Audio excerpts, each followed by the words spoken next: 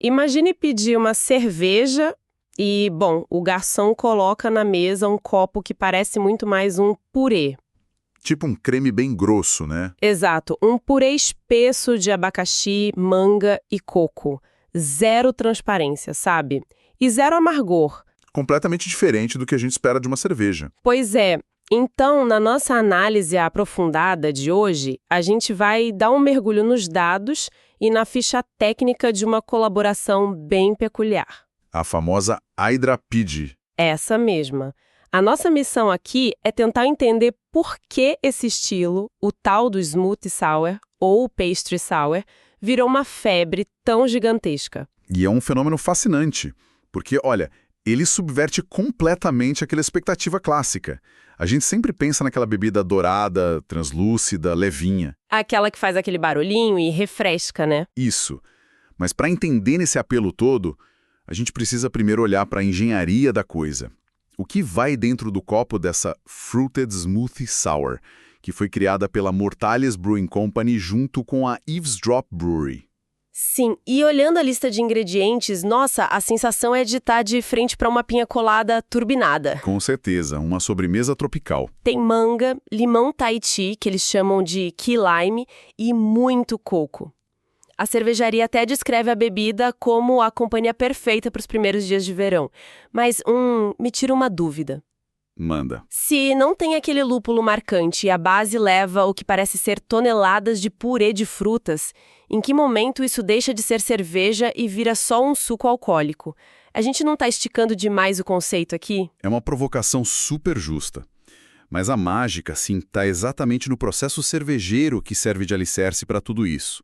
A base é uma fermentação lática. Entendi, fermentação lática. E essa acidez natural das cervejas do tipo sour é o que segura as pontas.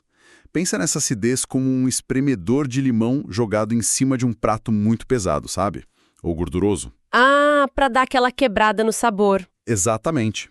O açúcar da manga e do coco cria um peso enorme na língua. Se fosse só doce, ia ser intragável. Ia ficar enjoativo demais no segundo gole. Demais. Então a acidez vem e corta esse peso como uma faca. Ela limpa o paladar para você dar o próximo gole. Nossa, faz muito sentido. Então a textura, mesmo sendo absurdamente espessa, atua tipo como uma ponte química. Isso, uma ponte sensorial também. Ela harmoniza aquela acidez cortante com o dulçor extremo. E pelo visto, sem perder a refrescância. Mas vem cá, na prática o paladar humano realmente compra essa quebra radical de paradigma? Olha, os números de recepção mostram que sim e muito. O público não só aceita como idolatra o resultado. Pois é, eu estava olhando os dados aqui. A gente está falando de uma nota de 4,36, de um máximo de 5. Uau! Sim, e com mais de 800 avaliações. É um nível de aprovação raríssimo para qualquer cerveja no mercado. E tem um detalhe na ficha que me chamou muita atenção. De quase 1.000 registros de consumo, a imensa maioria é de usuários únicos. O que é um ótimo sinal. Sim, e a cerveja mantém uma média contínua de consumos mensais. Ou seja, isso prova que não é só um truque de marketing ou um hype passageiro de lançamento, né? Exato. As pessoas experimentam, dão notas altíssimas e a demanda continua super firme. E o que realmente cimenta esse sucesso contínuo está em 2 números da receita. Quais? O teor alcoólico de 7% e a taxa de amargor, o famoso IBU, que na ficha consta simplesmente como não aplicável. Nossa, então o lúpulo tirou férias mesmo nessa receita. Totalmente. E ao fazer isso de forma intencional, a cervejaria está basicamente hackeando o nosso paladar. Como assim, hackeando o paladar? É que fruta, açúcar e álcool formam uma combinação que é instintivamente prazerosa para o cérebro humano. Ao tirar o amargor, que é um gosto meio que adquirido... E que acaba sendo a principal barreira para muita gente que não gosta de cerveja tradicional, né? Perfeito. Ao tirar essa barreira, eles criam um perfil complexo, mas incrivelmente amigável. E aquele calorzinho dos 7% de álcool simplesmente some no meio do peso das frutas. Entendi. É uma bebida disfarçada. No fim das contas, ela acaba acessando um público enorme que passaria longe de uma IPA ou de uma Pilsen clássica. Com certeza. A HydraPid é a prova de que focar nessas texturas pesadas e frutas tropicais é um caminho viável. Inovador E muito lucrativo também, pelo visto. Sem dúvida. Fica bem claro que aquelas barreiras antigas do que a gente considera aceitável em um copo de cerveja artesanal já não existem mais. Pois é, e isso nos deixa com o último detalhe na descrição da própria cervejaria.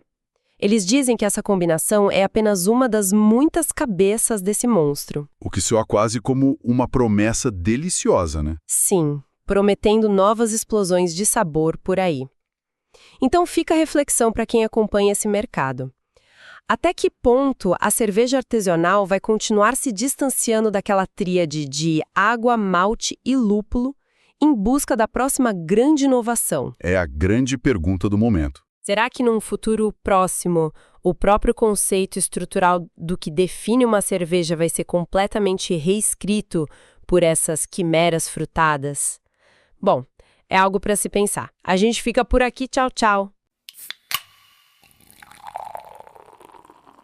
E assim chegamos ao final de mais um episódio do Beer Review, um podcast da Rare Beer Brasil. Aqui exploramos o universo das cervejas artesanais, com histórias, curiosidades e experiências que tornam cada gole especial.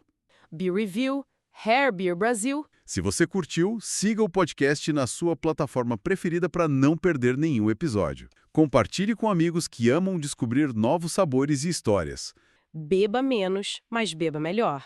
Até o próximo episódio e saúde!